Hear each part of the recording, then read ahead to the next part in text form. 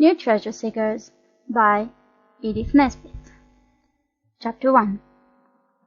We Bastables have only 2 uncles, and neither of them are our own natural-born relatives.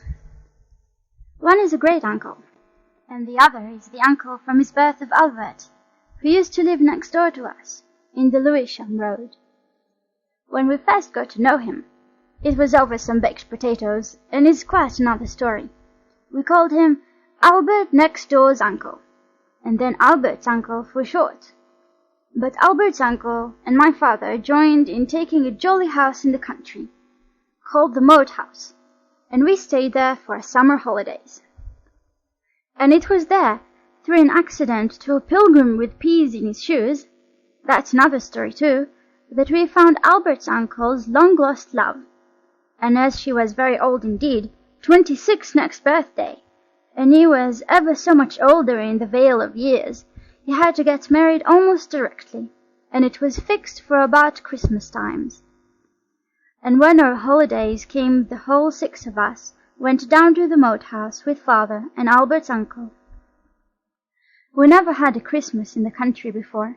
It was simply ripping, and the long-lost love, her name was Miss Ashley, but we were allowed to call her Aunt Margaret, even before the wedding made it really legal for us to do so.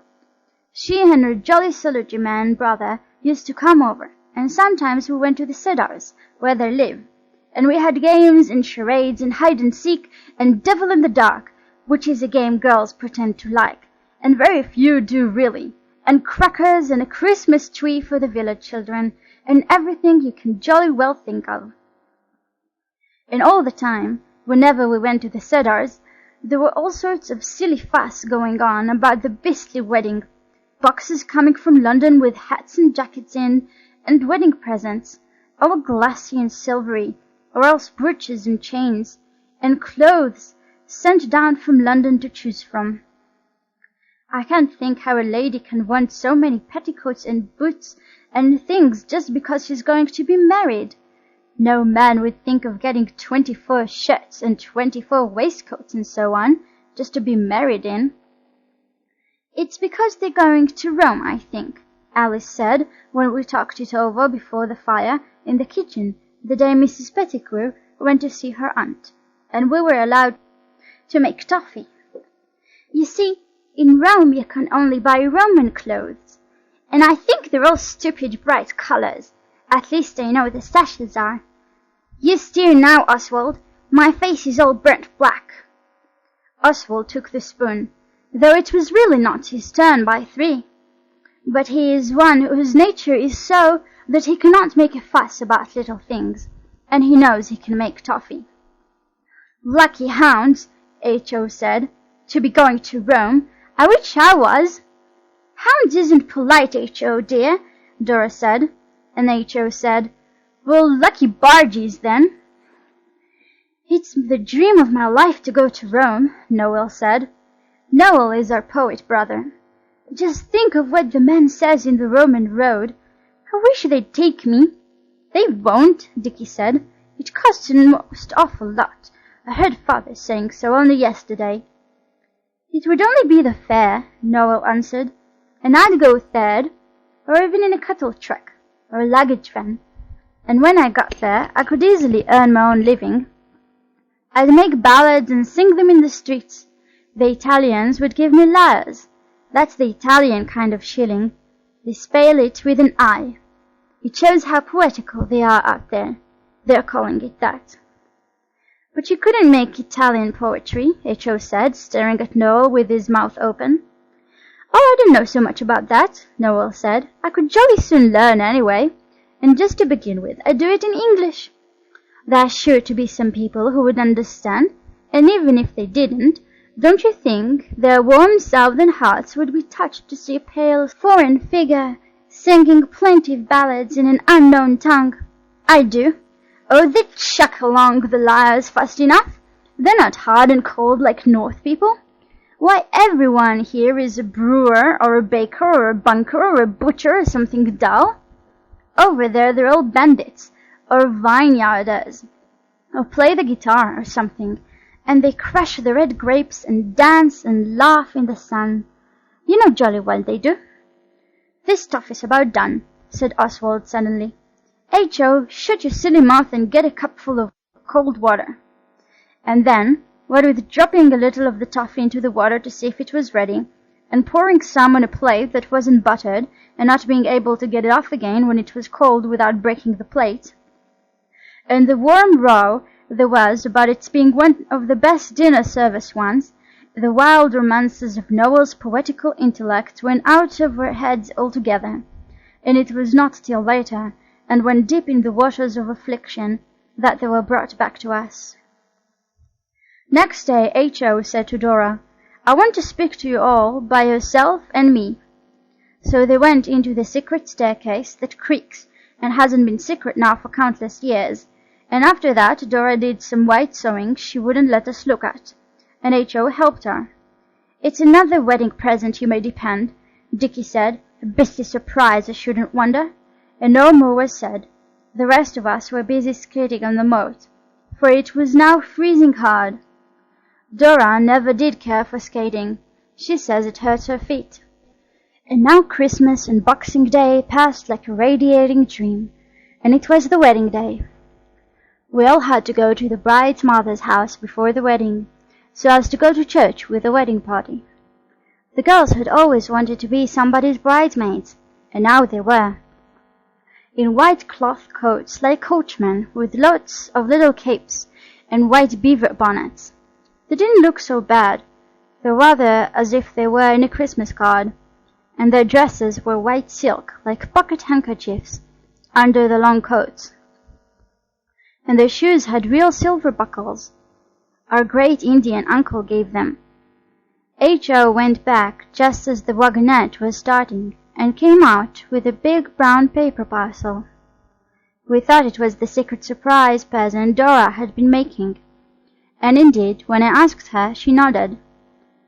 We little recked what it really was, or how our young brother was going to shove himself forward once again. He will do it. Nothing you say is of any lasting use. There were a great many people at the wedding, quite crowds. There was lots to eat and drink, and though it was all cold, it did not matter, because there were blazing fires in every fireplace in the house, and the place all decorated with holly and mistletoe and things. Everyone seemed to enjoy themselves very much, except Albert's uncle and his blushing bride. And they looked desperate. Everyone said how sweet she looked, but Oswald thought she looked as if she didn't like being married as much as she expected. She was not at all a blushing bride, really, only the tip of her nose got pink, because it was rather cold in the church. But she is very jolly. Her reverend but nice brother read the marriage service. He reads better than anyone I know, but he is not a bit of a prig really, when you come to know him. When the rash act was done, Albert's uncle and his bride went home in a carriage all by themselves, and then we had the lunch and drank the health of the bride in real champagne, though father said we kids must only have just a taste. I'm sure Oswald for one did not want any more. One taste was quite enough.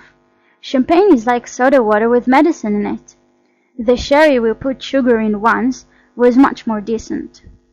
Then Miss Mrs. Albert's uncle, went away and took off her white dress, and came back looking much warmer.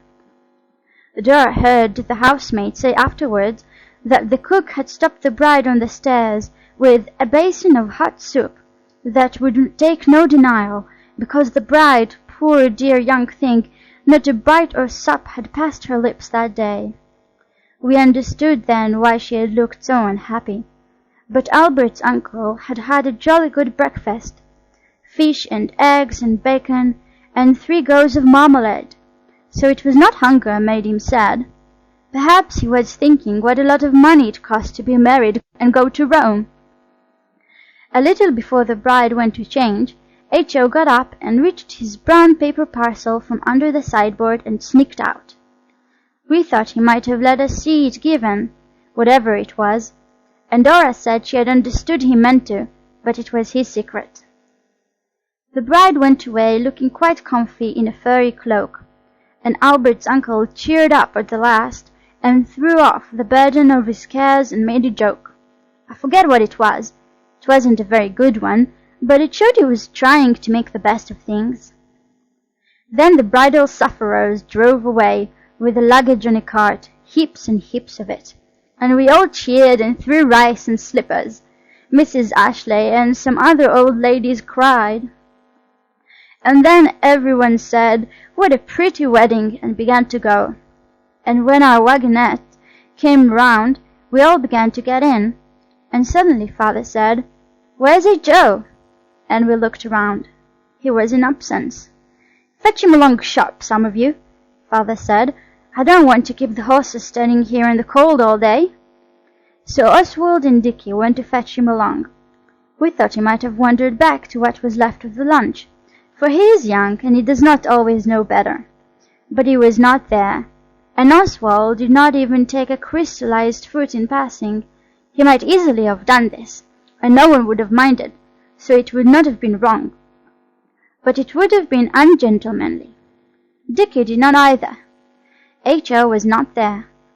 We went into the other rooms, even the one the old ladies were crying in, but of course we begged their pardons, and at last into the kitchen, where the servants were smart with white bows and just sitting down to their dinners, and Dickie said, "I say, Cookie love, have you seen H.O.?"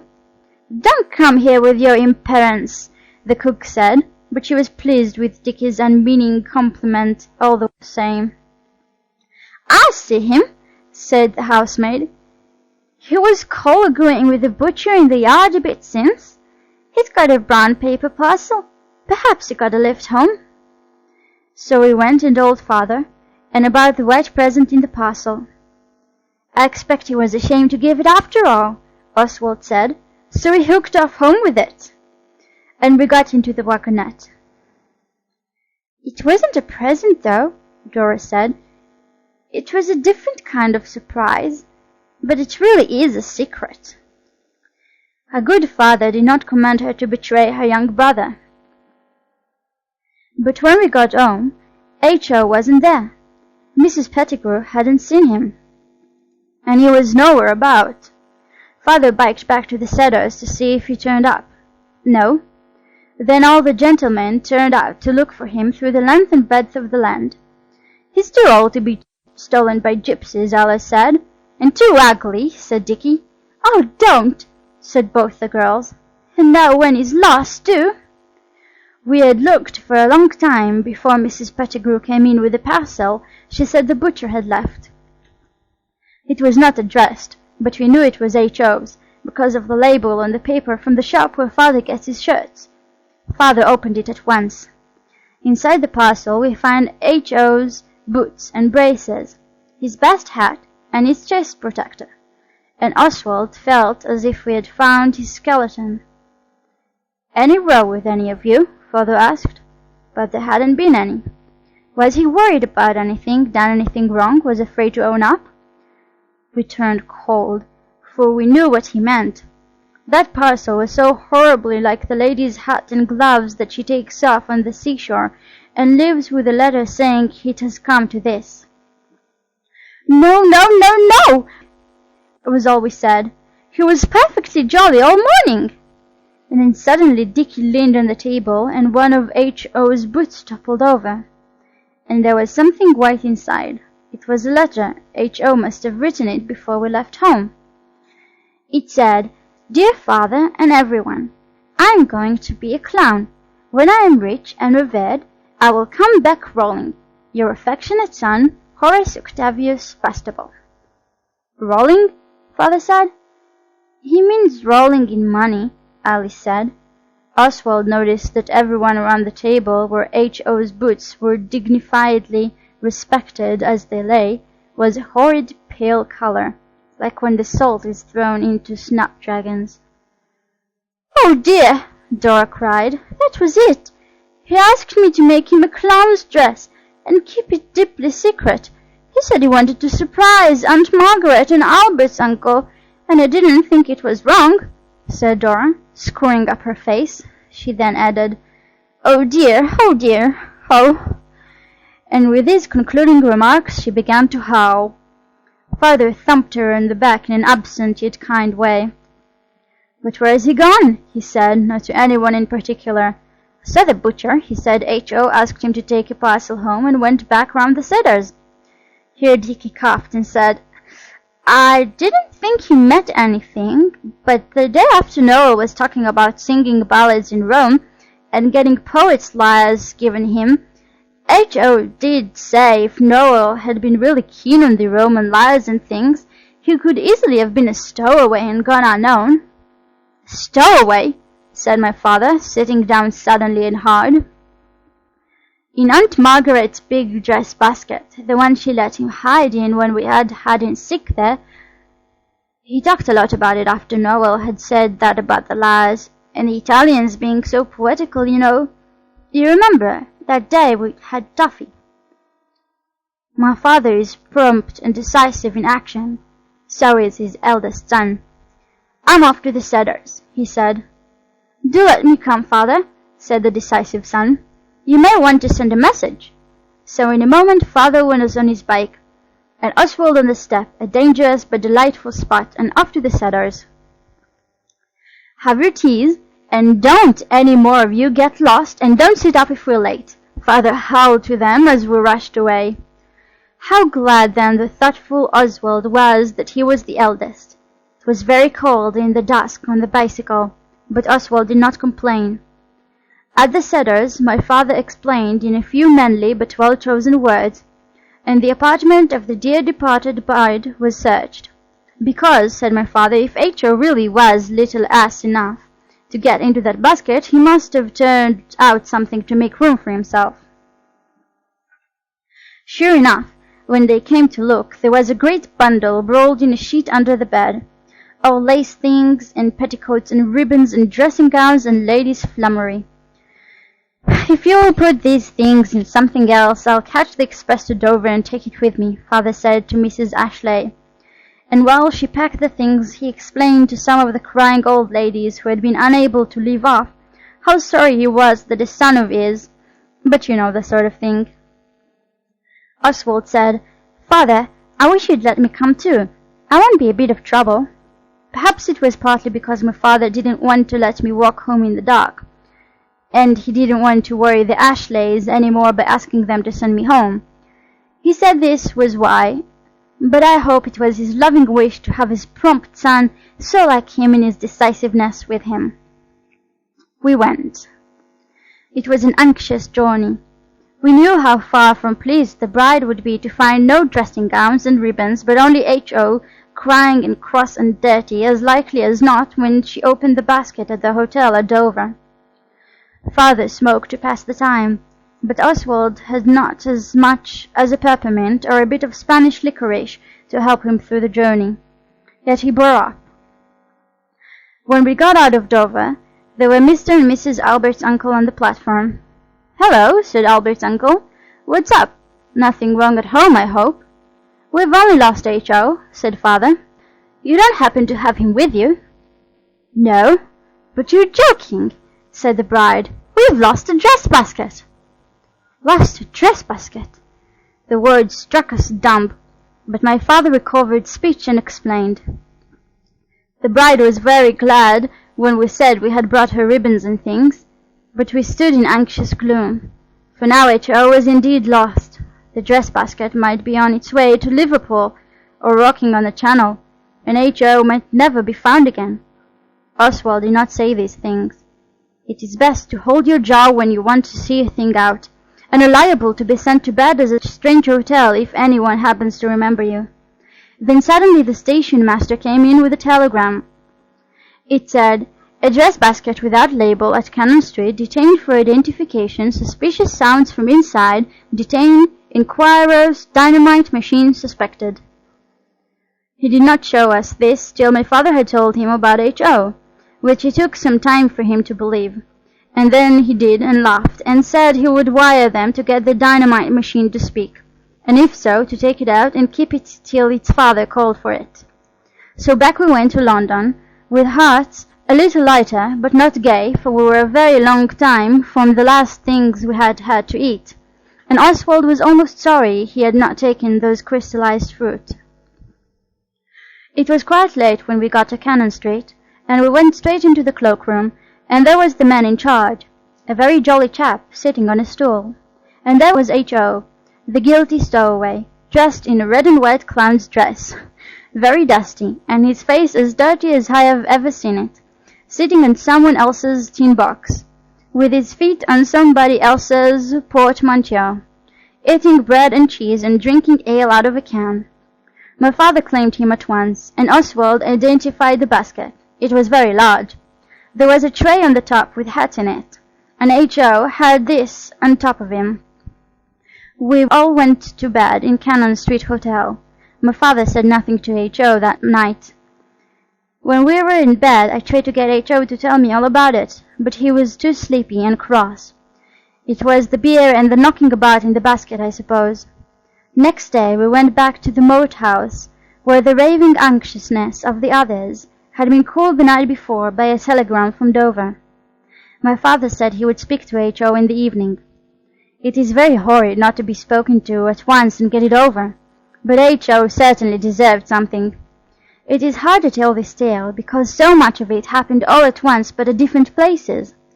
But this is what H.O. said to us about it. He said, "Don't bother, leave me alone." But we were all kind and gentle, and at last we got it out of him, what happened. He doesn't tell a story right from the beginning like Oswald, and some of the others do. But from his disjunctured words the author has made the following narration. This is called editing, I believe. It was all Noel's fault, H.O. said. What did he want to go jawing about Rome for? And a clown's as good as a beastly poet anyhow. You remember that day we made toffee? Well, I thought of it then. You didn't tell us. Yes, I did. I have told Dickie. He never said don't, or you'd better not, or gave me any good advice or anything. It's his fault as much as mine. Her father ought to speak to him tonight, the same as me, and Noel too. We bore with him just then because we wanted to hear the story, and we made him go on. Well, so I thought if Noel's a cowardy custard, I'm not, and I wasn't afraid of being in the basket, though it was quite dark till I cut the air holes with my knife in the railway van. I think I cut the string off the label. It fell off afterwards, and I saw it through the hole. But of course I couldn't say anything. I thought they'd looked after their silly luggage better than that. It was all their fault I was lost. Tell us how you did it, H.O., darling, Dora said. Never mind about it being everybody else's fault. It's yours as much as anyone's, if you come to that, H.O. said. You made me the clown dress when I asked you. You never said a word about not, so there. Oh, H.O., you aren't kind, Dora said. You know you said it was for a surprise for the bridal pair. So it would have been, if they'd found me at Rome and had popped up like I was meant to, like a jack-in-the-box, and said, "Here we are again, in my clown's clothes," at them. But it's all spoiled, and Father's going to speak to me this evening. H.O. sniffed every time he stopped speaking. But we did not correct him then. We wanted to hear about everything. "Why didn't you tell me straight away what you were going to do?" Dickie asked. "Because you'd jolly well have shut me up. You always do if I want to do anything you haven't thought of yourself." "What did you take with you, H.O.?" asked Alice in a hurry, for H.O. was now sniffing far beyond a whisper. "Oh, I'd saved a lot of grub, only I forgot it at the last. It's under the chest of drawers in a room, and I had my knife, and I changed into the clown's dress in the cupboard at the Ashleys, over my own things because I thought it would be cold. And then I emptied the rotten girl's clothes out and hid them, and the top-hatted tray, I just put it on a chair near, and I got into the basket, and I lifted the tray up over my head and sat down and fitted it down over me. It's got webbing bars, across it, and none of you would ever have thought of it, let alone doing it."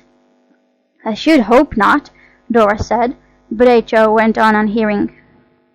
"I began to think perhaps I wished I hadn't directly they strapped up the basket. It was beastly hot and stuffy. I had to cut an air hole in the cart, and I cut my thumb. It was so bumpety, and they threw me about as if I was coals, and wrong way up as often as not, and the train was awful wobbly, and I felt so sick, and if it had the grub, I couldn't have eaten it. I had a bottle of water, and that was all right till I dropped the cork, and I couldn't find it in the dark till the water got upset, and then I found the cork that minute. And when they dumped the basket onto the platform, I was so glad to sit still a minute without being jogged, I nearly went to sleep. And then I looked out, and the laybook was off and lying close by, and then someone gave the basket a kick, big brute, I'd like to kick him, and said, "What's this here?" And I dare say I did squeak like a rabbit noise, you know. And then someone said, "Sounds like livestock, don't it? No label." And he was standing on the label all the time. I saw the string sticking out under his nasty boot.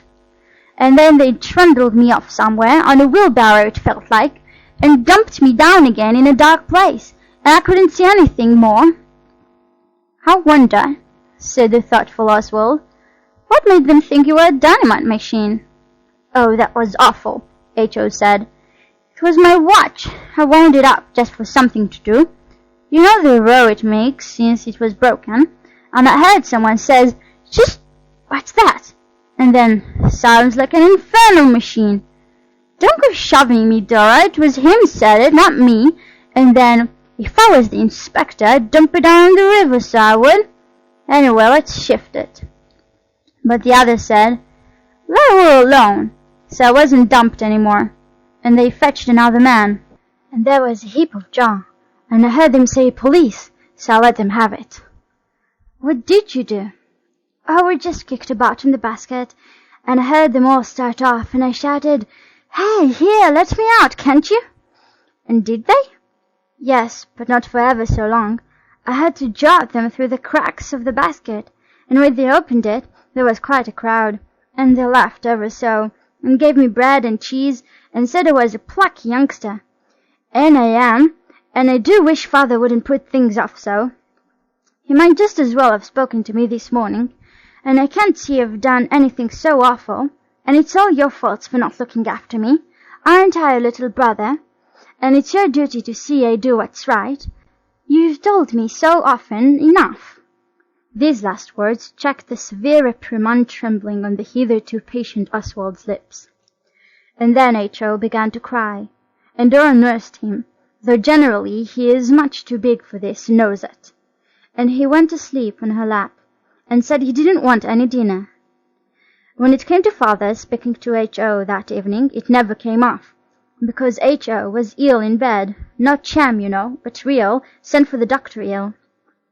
The doctor said it was fever from chill and excitement, but I think myself it was very likely the things he ate at lunch, and the shaking up, and then the bread and cheese, and the beer out of a can. He was ill a week. When he was better, not much was said. My father, who is the justest man in England, said the boy had been punished enough, and so he had, for he missed going to the pantomime and to Shock-Headed Peter at the Garrick Theatre, which is far and away the best play that ever was done, and quite different from any other acting I ever saw. They are exactly like real boys. I think they must have been reading about us, and he had to take a lot of the filthiest medicine they ever tasted.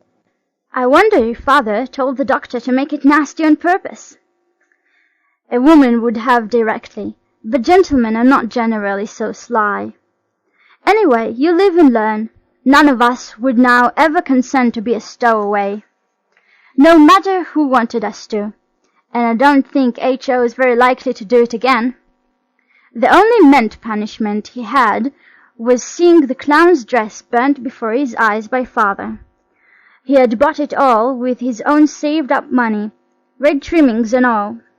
Of course, when he got well, we soon taught him not to say again that it was any of our faults. As he owned himself, he is our little brother, and we are not going to stand that kind of cheek